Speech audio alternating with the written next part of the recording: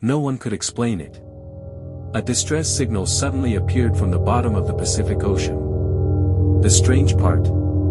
It came from a research station that had disappeared 27 years ago. And according to every official record, everyone inside was already dead. Story 015 to 6 o'clock.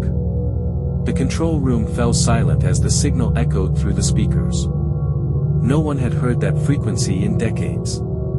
The coordinates pointed to an abandoned research station resting more than 11,000 meters below the surface. Most people believed the station had been destroyed years ago. But somehow, it was calling for help. Within hours, an elite deep-sea recovery team was assembled. 5 specialists climbed into a reinforced submersible built to survive crushing ocean pressure. As they descended, sunlight disappeared. The water turned black. Only the submarine's floodlights cut through the endless darkness. Then, something huge moved just beyond the light. It vanished before anyone could identify it. Minutes later, the station appeared. Covered in rust. Completely silent. But strangely, its lights were still on.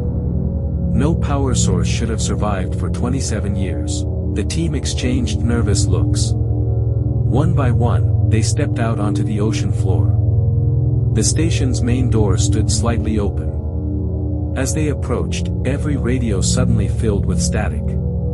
Then a weak voice whispered through their headsets, "Don't come inside." The voice cut out. Before anyone could react, the massive steel door slammed shut behind them. To be continued. The sound echoed through the empty station like a gunshot. No one moved. Marcus rushed to the door and pulled the emergency handle. Nothing. It locked itself, he whispered. Emily checked her scanner. There's power running through this place, but that's impossible. The station had been abandoned for 27 years. Its reactors should have failed decades ago. The team switched on their helmet lights and stepped deeper into the corridor. Dust floated through the air. Every room looked untouched. Coffee mugs still sat on desks.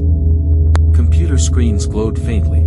A calendar on the wall still showed the same date, October 14, 2015. It feels like they just disappeared, Noah said quietly. Then, a loud metallic bang echoed from somewhere below. Everyone froze. The sound came again. Bang. Bang. Bang. Something was hitting the floor beneath them. Slowly. Rhythmically. As if someone, or something, was trying to get out. Marcus raised his flashlight toward a security camera hanging from the ceiling. Its red light suddenly turned on. It was watching them. Emily connected her tablet to one of the station's computers. After several failed attempts, the system unlocked. Thousands of files appeared on the screen. Most were corrupted. But one folder remained untouched. Its name was simple. Do not open. Emily looked at the others. Then she clicked it. The folder opened instantly. Inside was only one video file. No title. No date. Emily pressed play. The screen flickered. A man in a torn research uniform appeared. His face was pale. Dark circles surrounded his eyes. Behind him, the station's emergency lights flashed red. If anyone is seeing this, he said, struggling to breathe, do not come looking for us. A loud scream echoed somewhere behind him. He turned around in terror. They're not animals, they learn. They listen. The camera suddenly shook. The man looked straight into the lens. If you hear knocking. His voice broke. Never answer it. 3 slow knocks echoed through the recording. Knock, knock, knock, the video cut to black. At that exact moment, the same 3 knocks echoed through the hallway outside. Knock, knock, knock, no one spoke. No one moved. Marcus slowly opened the control room door. The corridor was empty. Nothing. Only darkness stretching into the distance. Then Emily looked at the security monitor. Her heart nearly stopped. "There," she whispered. Everyone turned toward the screen. 5 people were standing inside the control room. But the monitor showed 6. Marcus slowly counted every person on the screen. 1, 2, 3, 4, 5. He looked around the room. The team was complete. No one was missing. Then who was the 6th figure? The image on the monitor glitched for a split second. When it returned, the 6th figure was gone. Silence filled the room. No one dared to speak. Emily took a slow step toward the security console. She searched for another camera angle. Every hallway was empty. Every laboratory was silent. Then camera 12 came online.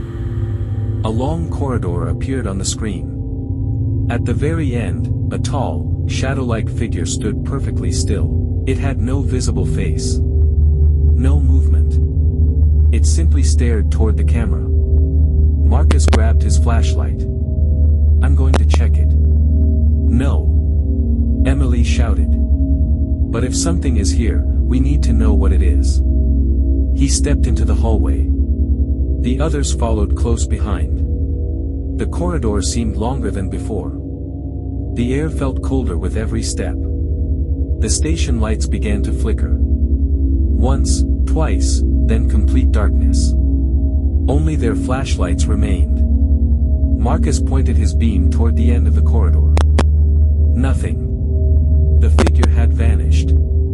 A deep, low growl echoed through the walls. Not from ahead, from behind. Everyone turned at once. Their lights swept across the darkness. For one terrifying second, a pair of enormous pale eyes reflected in the beams. Then they disappeared. The emergency alarm suddenly roared to life. A mechanical voice echoed through the station. "Containment breach detected." Before anyone could react, every emergency door slammed shut. The team was separated. Emily screamed Marcus's name. No answer. Only silence. Then, one final whisper came through every radio at the same time. "You're too late."